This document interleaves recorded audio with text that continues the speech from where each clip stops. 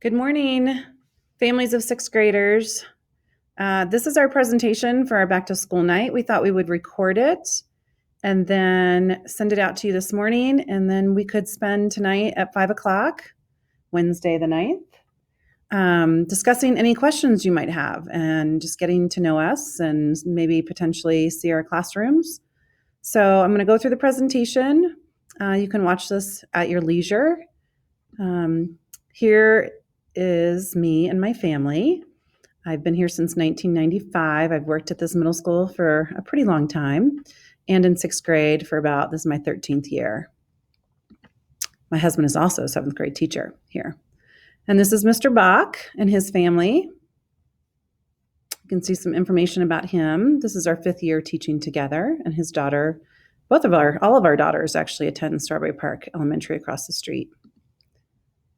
Here is our mission, vision, and core values. These have not changed, even given our unique circumstances. We try to teach the students to be curious, aware, resilient, and engaged, and we review these with the students regularly. Our sixth grade schedule starts in intervention, foreign language, any kind of resource classes that a student might have, or band, and these are semester-long classes.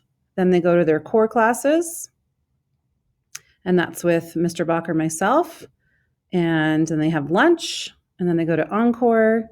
Encore is a 4.5 week rotation. They're currently on our team in STEM or art. They'll rotate through all of them throughout the year. Then they come back to us to end the day in core. The cohort model and at-home work. This model allows for only half of our students to attend in person or face-to-face at least 2 times a week, sometimes 3. We have smaller class sizes, which is really nice. This is a huge benefit to this model. But the expectation is for students to complete at-home assignments when assigned, or they may be lost in class the next day. Some assignments are time sensitive and set up the learning for the next in-person day. The district set up some expectations that each core class would give about 40 to 60 minutes per at-home day of work. And then there's a few extra minutes in there for a world language class and an encore class potentially. Now, not every day will look the same, obviously, but that's what our maximums are there. Every once in a while, some of the at-home days will be catch-up days, so they won't be given new work, but they'll be given time to finish incomplete or missing work. This will happen typically on those 5-day weeks on a Friday sometimes, because it's kind of an off day as far as scheduling our at-home work. Otherwise, we get really out of whack with each of the cohorts. Students should be able to complete the work we give them independently, but they may need support with managing their time and prioritizing their tasks. The work that we give them could be a continuation of the work done in person the previous day, or it could be notes on new material, setting them up to complete the work in class on the following in-person day. Either way, the work that they're doing at home is extremely important.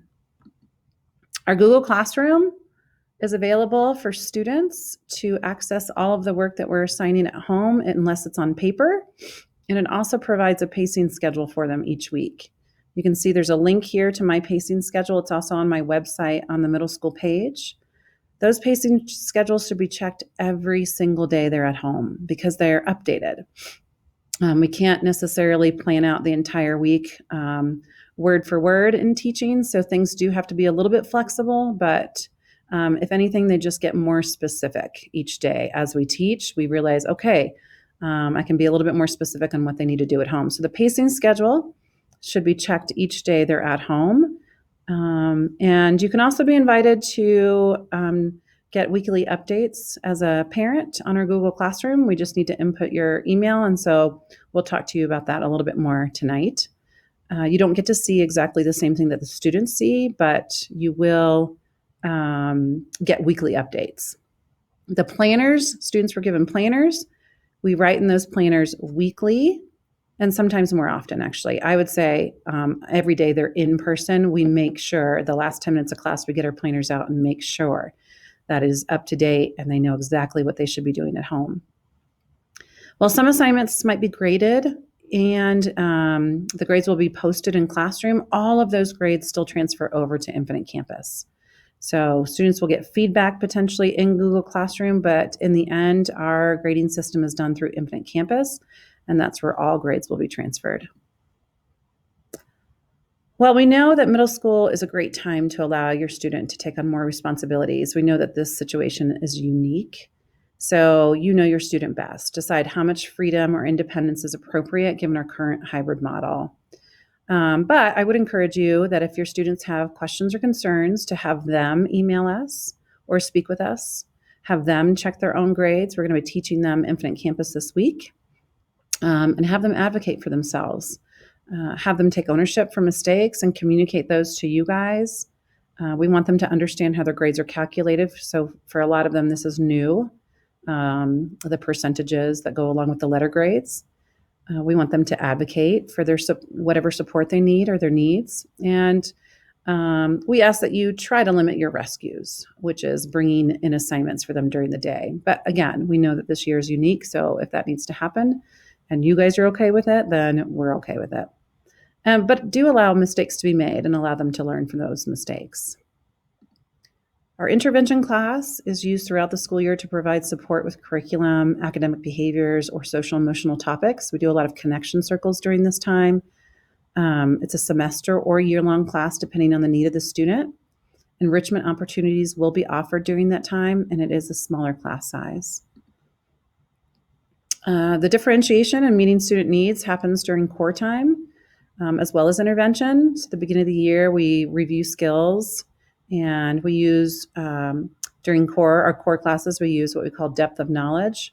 It's a way to think about content in a complex way. It's leveled 1 through 4, and each describes the kind of thinking required. So a lot of times students will have choice in my class on which DOK they want to work on for a specific concept. We also use depth and complexity. It's a framework that uses visual prompts to help students think critically and dig deeper into a topic. We have project-based learning. We have choice novels or self-selected projects. Genius Hour we've done in the past. We hope to incorporate it into this new schedule this year. It allows students to focus on their own passions and explore creativity in the classroom.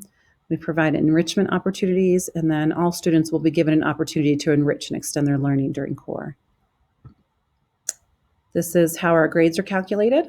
And in the grade book, 20% of a student's grade is based on academic behaviors. This is just turning work in or potentially behavior in class. And 80% of their grade is based on those assessments, quizzes, and tests that we give them. Any assignment that's marked missing will have an effect on the student's grade, and that's something hard for them to understand as a sixth grader.